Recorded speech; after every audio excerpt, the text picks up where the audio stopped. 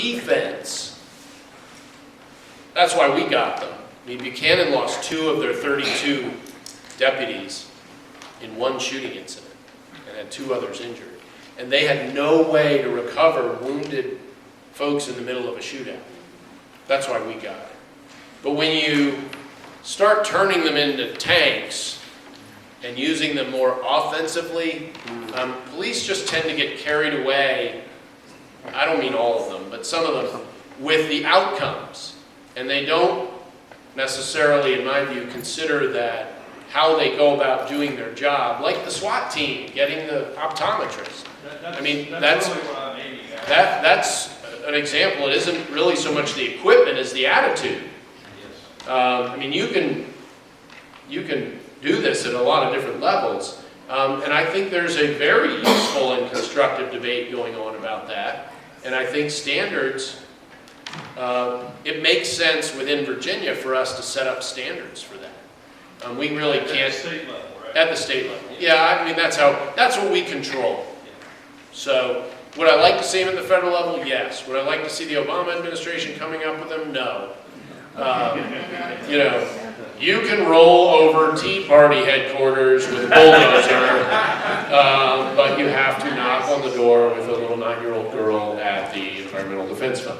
You know, I don't for a moment. You can look at the IRS and see the disparate treatment.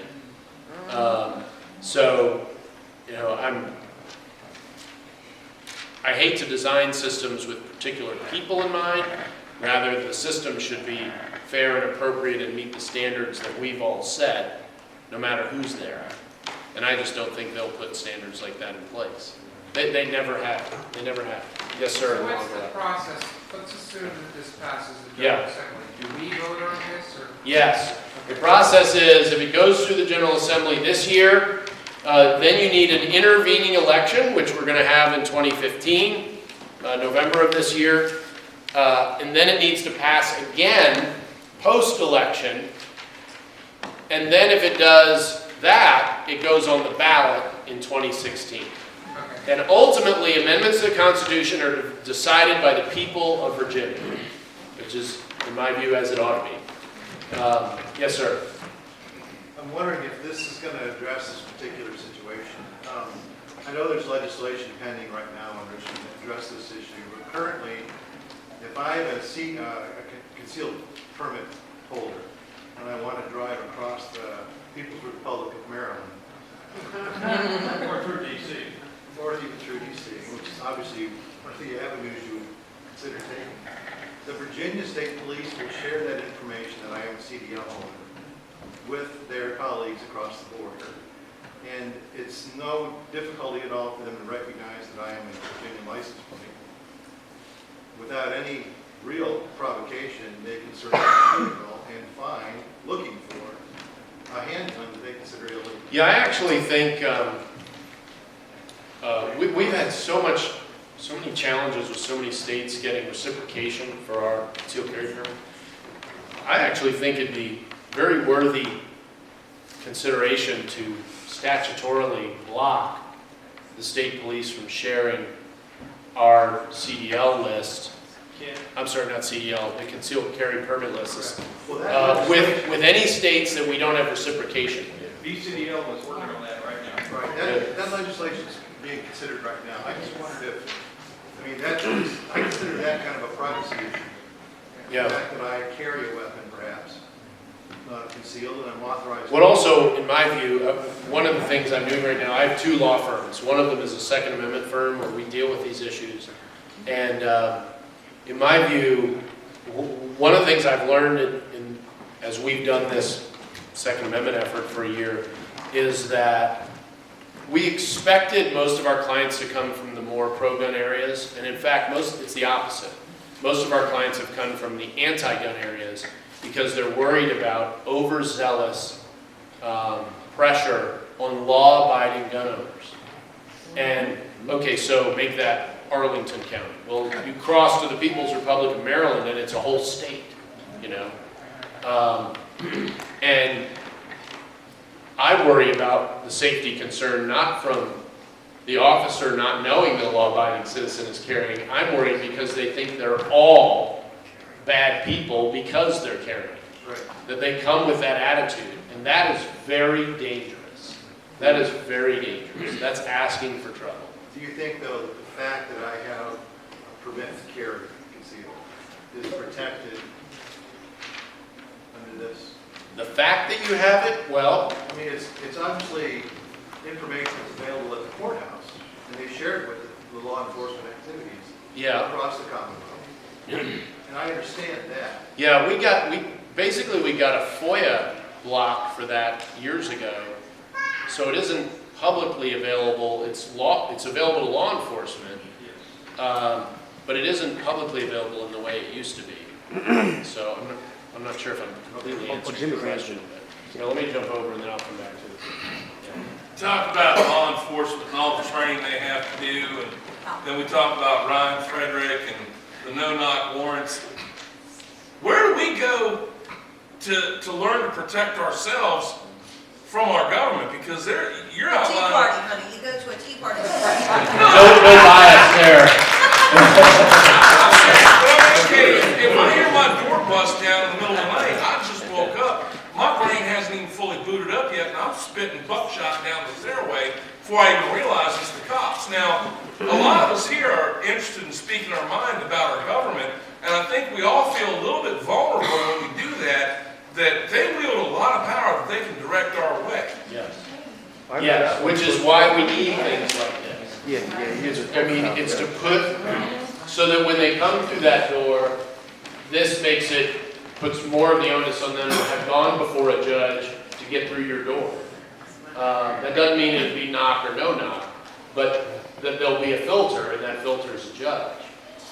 Will it happen every time? Won't happen every time, but which is why we're still going to have the debate about whether this is a shooting of a police officer or a trespasser in those circumstances.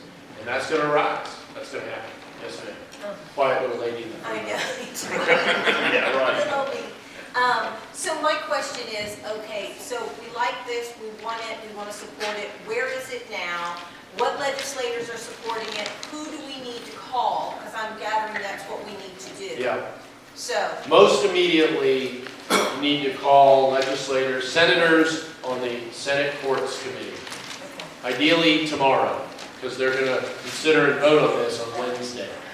how do we find that out? So- How does everyone find out? Legislators. Yeah, legislative LIS. services, you can Google that. LIS, Google Hold on. LIS17.gov. Yeah, you can Google it. LIS is going to be what you're going to be pointed to, but it's going to be the Senate Courts of Justice Committee.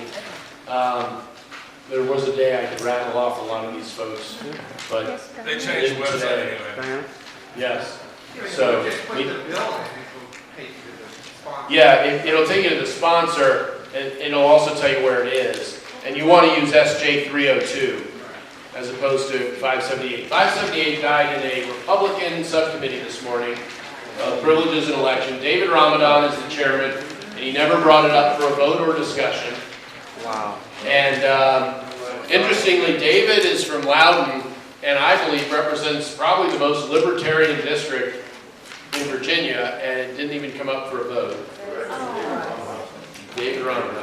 And they'll get it again if the Senate bill comes over. So it is still worth letting them know politely that you're disappointed with their behavior. What's the bill number now? Is it HJ? The House one is that's on here, HJ 578. Okay, I knew 578, you're saying there's another one? On the Senate side, Yes. SJ 302. 302. Yes. And it's those courts members, if it gets out of Senate courts, I would be surprised, not shocked, but surprised if it didn't get out of the Senate. What you'll see is a massive law enforcement attack on the thing. They'll start throwing the fire alarm, and or whatever law enforcement throws. But so there'll be another round. But for someone who saw the property rights amendment die in committee in the first year, getting out is a plus from my perspective. I mean, this can be a long path. And I, for one, am committed to being in this until it's fixed. Obviously, I'm doing lawsuit work that helps address this with the NSA. I also would just like to see where I live, the Commonwealth of Virginia, the birthplace of the principles in which we built this government. Actually, they're not the birthplace. In the first place, they were articulated and applied. The principles are eternal, so I can't ever say they were. That's right. But it seems to be very appropriate that we ought to be taking the lead in this. I'm glad Missouri voted on it and passed it 75-25. I think we ought to be expanding on that. Yes, ma'am. I was had a question that's sort of what I think he behind me was trying to ask. If this is the Virginia Constitution, so if this is passed, then, but the federal amendment, the federal people can come in and look at your emails and look at everything. That's correct. Can Virginia, so they get this information, this data on you. Can Virginia, since they're not the ones that look for it, can they or another state use that information on you? In other words, redirect it. Do you see what I mean? Yeah. So you let the feds get it and then hand it to your police who can't get it themselves. Yeah. The legislation can deal with that.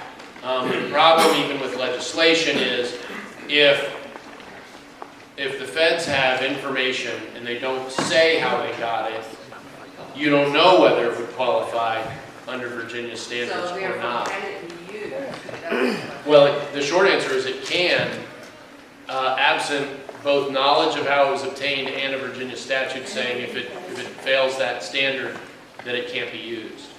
So we can take steps, but the bigger deal, I think, is leading other states in this direction, which, by the way, the Supreme Court actually watches. I think it's kind of silly. It's like taking a vote on how a case should come out. But they do it. Well, the trend is this way, so now liberty means X. And but they do it.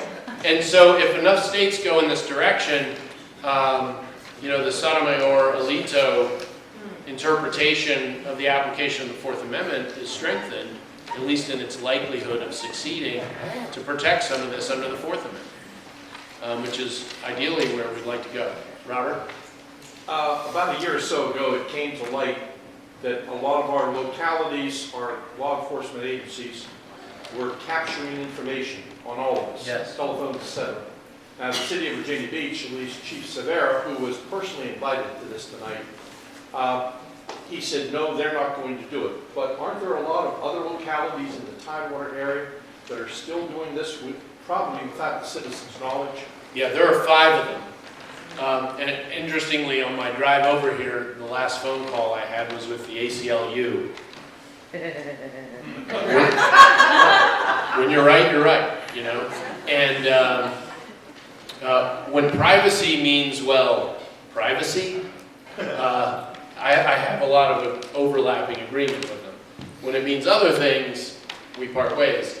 But it appears that Norfolk is the #1 information gatherer. I can believe it. #1. I can believe it. Suffolk is in it, but isn't doing much. Not many phones. It's in the data share. Not yet. Yeah. Hampton is in it. Newport News is in it. Suffolk. And Chesapeake is in it. Not for Doing a lot of license plates. Oh, Yeah, that's a whole nother issue. That's a whole nother issue. And the license plate issue is not a Fourth Amendment issue.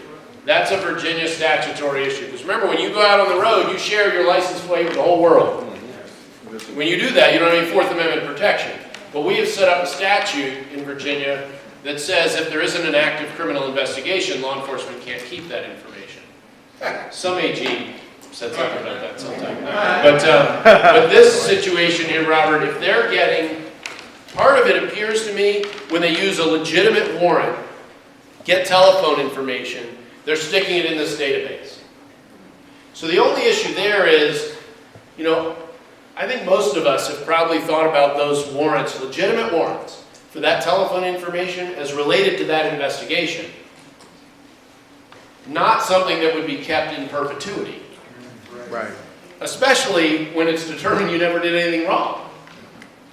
I have less concern about someone actually convicted of a crime related to the reason the probable cause was obtained that got him the warrant that got, Dr. Seuss could have fun with it. But for all the other info, I have real problems. And my sense, but I haven't proved it yet, is that they're getting phone data without subpoenas and warrants that involve demonstrating probable cause to a judge. And one thing I'm going to do soon, and for those of you who don't get the Cuccinelli Compass, please go sign up. I'm going to put it out on the Compass. I'm going to ask people to send in FOIAs with all of their phone numbers, and if you're like me, you have like 5 of them, to your locality and to all these localities, especially Norfolk, since they are doing the most with it. There's most likely to get more hits, to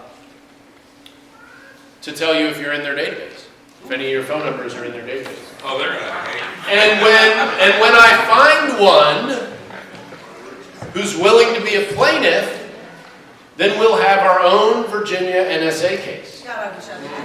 Because that's what it is. You don't have to live in Norfolk though, do you? No, you don't. So I can FOIA Norfolk to see. Yes, you Yes. We'll get to that tomorrow. Kathleen McCarthy. And undoubtedly, Emily, your number is in all. I'll be your first lady.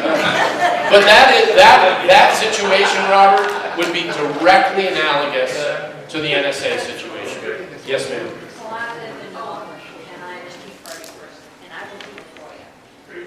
Yeah, do it. And as many other people as you can get, because it's going to take a lot of numbers to find one. Yes, ma'am. Not this room. Most of, you're up there, you're hobnobbing with all these people in Washington. Most of them either have degrees. Actually, they hate me. Right, I know that. After that first day. They have degrees at Harvard, they have all these things, they've been in the military, some are older. And, I'm just a simple, little, humble history major down here, and it doesn't take me much to really understand what the Constitution says, what our rights are, and I think. That's in part because you accept it for what it says. A lot of people here accept it and understand it. What is their problem? It's very simple. It is very simple, and this is true progressivism in the 100-year-old form, not the way that word is used today. And that is, they believe that the foundation of this country is wrong, and they want to undermine it. It's that simple. And that is not exclusively found in one party. Yes, ma'am. It has nothing to do with this, but it might a little bit. I noticed this is something up where they want to, if you're accused or accused of a misdemeanor, that they want to take your DNA. Yeah. I have a real problem with that. Yeah. Just being accused of something should not give them Right. access to any of that. Right, and I think there are a lot of reasons to be concerned about that. Virginia's DNA database was groundbreaking when we put it in place, but it was for convicted felons. And I don't have any problem with that. We've solved a lot of cases. It's the old 80-20 rule. 80% of your crime is caused by 20% of your offenders. And it's a very efficient way to address that. But in the same way we've been talking about reasons or lack of reasons to get your stuff, grab your person, seizure, that's what that is. There's the same issues here, is people get accused of crimes they don't commit all the time. Once you convict me, I think there's a debate, do we keep this at felonies? Do we do it at misdemeanors? But that line isn't as important to me as, are you convicted yet? And if the answer to that is no, then you're in a very different posture from having to give up what amounts to personal identifiers that are utterly unique to you in all of humanity for the rest of your life. And there is a bill this session to stop that, also an ACLU bill. But again, they get some of this stuff right. And for those of us, I consider myself sort of on the conservative libertarian line. And this is all very appealing to me, because I believe in restraining government power everywhere. Now, it is amazing how many Republicans in particular think the government can't do anything right until you get to criminal justice. And then it can't suddenly do anything wrong. I mean, the resistance I got with actual innocence legislation. I mean, actually innocent. Probably not guilty. Actually innocent. And it was such a wrestling match. And I have a real problem with it. The words liberal and conservative don't have any association with what they meant in any classical sense at all. I mean, they're so useless, historically speaking. I am a Madisonian liberal. I believe in restraining all government power. That government should only have enough to do what it is been empowered by the people to do and no more. And we are so far beyond that. This is a big part of getting back there, at least within our realm of authority, that being our state. Ma'am, you get the last question. I have a question about for example, the NSA and FISA, with the warrantless wiretapping. Will this somehow shield us from those abuses of the federal government at all? How do you This will not affect what the federal government does. Because we don't have authority over the federal government via the state constitution or state laws. It does put in place, we talked about the sharing of data gathered, but in the other direction, it blocks the gathering of this at the state level and the provision of it to the federal government, not necessarily the other way around, because we don't gather it in the first place. Right. And if you don't want your information abused, if you don't want power abused, then the only way to stop it is to not allow it in the first place. It's the only way to stop it. And that's what this aims to do over a vast swath of our administrative state here in Virginia. Again, it doesn't affect the feds, but it does preserve our rights, at least against our own state and local governments, better than they are today. I have to thank Robert Dean. I have many things to thank Robert Dean for, but putting tonight together.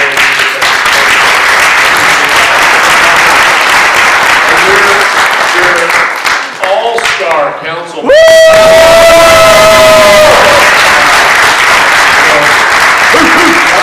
John is one of those arguments against cloning. He doesn't quite get me there, but if we had it, it would be pretty darn good in the political arena. So, and I appreciate you all engaging on this.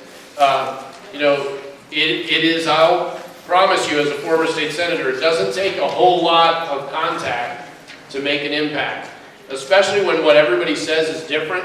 It's one thing when I get 400 of the same postcard. It's quite another if 400 people write me their own personalized email on the same subject. That gets my attention very significantly. Famously, years ago, Vince Callahan, who was a Republican delegate in Northern Virginia, had a town hall meeting before email was a big deal. And Vince was before email. And he was asked in a town hall meeting, how many letters do you have to get before you take notice of something coming from your constituents? And he thought about it. He said, maybe 5. And the room was like, 5? But that tells you how often that happens. And what matters is it coming from your constituents. And of course, mail is different than email. We can all block, copy, drop, and send. It's a little different. But if you each write your own little piece, it doesn't have to be long, about why you want SJ 302 to each of these members of the courts committee, and they're not getting the same darn thing, then they won't even know we were all together today. So we'll sneak up. So thank you all very much.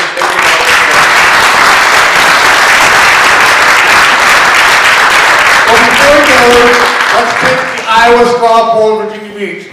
Who's all in favor of the joint resolution 302? Thank you all very much. Thank you all for coming.